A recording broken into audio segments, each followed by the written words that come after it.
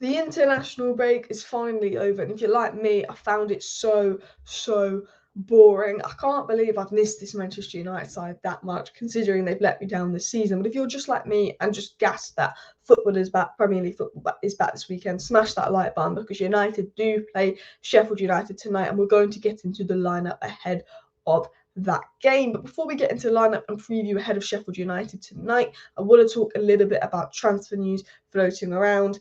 We've got stories on Mark Gahey, Manchester United looking at signing him. We've got reports about Ancelotti to Manchester United, which I know I did a big complaint that I'm fed up of repetitive news and I want a new news story. And I like Ancelotti, but for me, I think it's absolute load of rubbish. But we'll get into the news, then we'll get into, of course, the preview. So it was obviously said there's reports from Spain linking Manchester United with Ancelotti. There's a few reports from Spain saying that Manchester United potentially looking at Ancelotti to replace Ten Hag. Could be like a bit of a secret plan. Some people saying, oh, maybe Sir Jim Ratcliffe wants Ancelotti.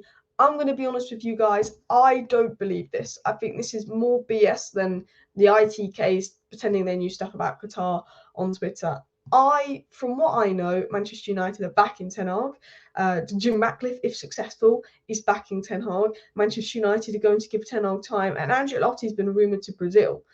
Like, Ten Hag's not going anywhere for now. Even if he loses the next few games, Ratcliffe seems to back him when he comes in. I don't think Ancelotti's going to come near Manchester United. I don't know where this story's come from. Well, obviously it's come from Spain, and maybe they've got this somewhere. Maybe this is Ancelotti's agent putting some information out to help Ancelotti get a bigger wages next deal. Let's link me to United. Classic agent move. I'm going to be honest with you. Unless maybe Romano started speaking about it, and like it would have to be someone really credible to speak about it, because the Spanish sources are very tier 2, tier 3, and it's only coming out from Spain. I have a feeling it's agent talk. But look, if Ten Hag was sacked, Ancelotti's up there with one of the guys you'd want to replace him, but I don't want Ten Hag to be sacked at all. I've said this time and time again, the biggest problems at Manchester United are those above the manager, the owners, the board, and for me, that all needs to change before we change the manager. I think we saw what Ten Hag could do last season. He got us third place, he got us a trophy after our worst ever season. I think if he's backed, if he has the players, he can succeed in every way. The other story that has been going about is that Manchester United are eyeing up a move for Mark Gahey. Now, I like Mark Gahey. He's a good centre-back, but he's a bit small, I think, to partner Martinez. I'm not sure if it'll work. And to be honest, I think United should be looking outside the Premier League, because he's being quoted at £60 million, which for me is crazy. When Todibo is £40 million, when Antonio Silva is just a little bit more at £80 million.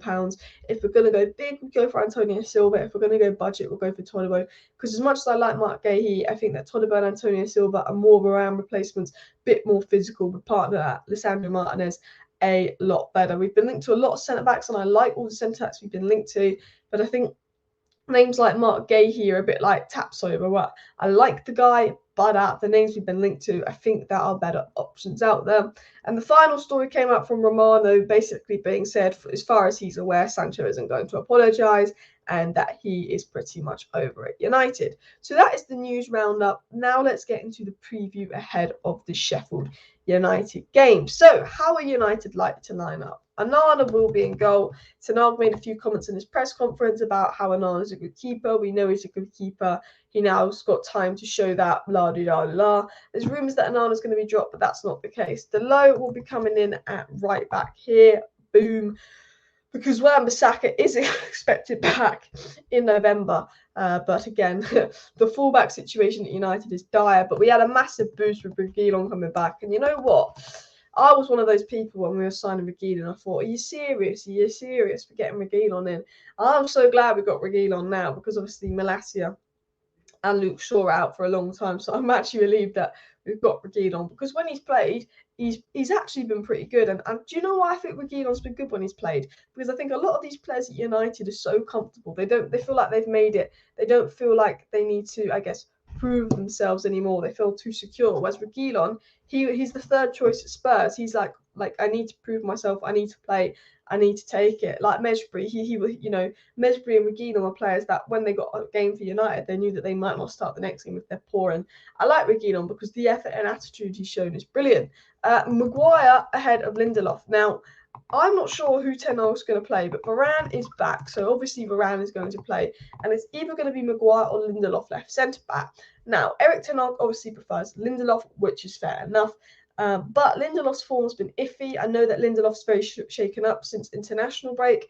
And, Maguire's got a few more minutes under his belt, was decent the last game. I think we could see Maguire. I mean, there's even potential we could see Johnny Evans, to be honest. I actually think Johnny Evans has probably been the best centre-back option. Again, another player we thought, why are we signing Johnny Evans? But he's actually been decent compared to the others. But I actually think it would be best if Maguire played in partner with Varane, because I just think Lindelof, when he had played, was really poor. And I think, even though Maguire has been poor for United, obviously he's not really had a chance this season. If Lindelof's had 3-4 poor games in a row, it's only right you drop him for Maguire to up those standards. Now, who's going to sort of be playing in the DM role? And I've realised this is a 4-2-3-1. We're going to change this to more of a 4-3-3.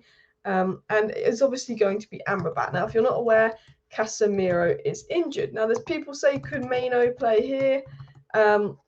And to be honest, I don't think he will. I think that it's way too early days. I think Maino is definitely someone that's going to come off the bench. I don't think Ten Hag would throw him in the deep end and make him start when he's not played in months. I think that for me, Maino's like to be on the bench and likely to be the guy that comes in. I think Amrabat, no doubt in my mind, is starting in that position. I think it will be Mount and it will be Bruno Fernandes. Now, the thing for me is I'm not sure how the balance works with Bruno and Mount in the same midfield. And I've made this very clear. I'd like to see at some point, if this works. I think obviously Maino would give it more balance than Mesbury, because Maino and Amrabat are very good in possession. And I think with Bruno, if you put Bruno in a midfield of players that can break the lines, get the ball to him, and those players can retain the ball well and keep possession well, and Bruno can do his thing, that's when you get the best out of Bruno. When Bruno first came to Manchester United and had Matic behind him, it was quite safe. Pogba behind him, that was good on the ball. We saw Bruno thrive. When he has players behind him that aren't as good on the ball, like Casemiro and Mount, we just haven't seen Bruno be as good this season, but then we see him go to Portugal and be amazing. I've always said with Bruno, I think Amrabat coming in will help him, because Amrabat's good on the ball and it will take that sort of pressure off Bruno, and possession-wise, we'll have someone that can progress and carry the ball to Bruno quickly. But I think Amrabat, Maino, Bruno midfield three, I've always said would work really well. And I really hope that Bruno and Mount can work together in the same midfield. I like Mount. I think Mount's been pretty decent when he's played. I see a lot of people saying Mount's the biggest flop this season. The guy's been one of our better players, and yes, he's been injured. The question mark is, can Mount and Bruno play together? They seem to be sort of taking up the same positions. That's something that needs to be worked on. But maybe with Amrabat being a little bit better in possession than Casemiro, and Mount and Bruno being known for their work out of possession on creativity, maybe it could work. Now, up top, we're obviously going for the guy, Rasmus Højlund. There was a rumour that he was injured, but that is not the case. And I'm so relieved about that. I have to say, I am falling in love with this guy in terms of like a football fan perspective. He's just phenomenal. I actually think he's so good. I really do. When I watch him play, I'm like, this guy's quality. Now, don't ruin him, Man United. Give him service. Now, talking about giving him service, there's this kind of rumour that when he plays with Rashford, he gets no service, which I get. Rashford is selfish. Rashford doesn't trap back.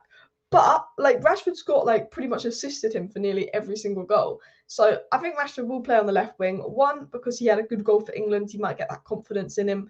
And two, because, he's Ten Hag's favourite. I think Garnacho, you could argue, deserved to start over Rashford for club form.